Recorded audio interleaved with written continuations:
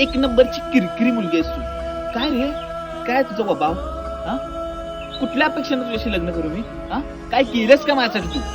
होय, हायवेच्या बाजूला 10 एकर जमीन आहे आमची आणि पप्पा आमच्या लग्नात 10 तोळ सोनं घालणार आहेत माझ्या.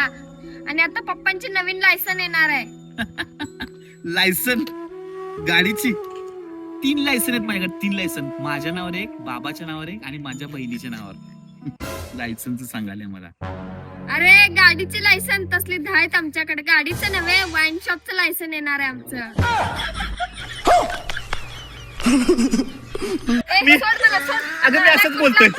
अगं मी असंच बोलतोय. मी असंच बोलतोय.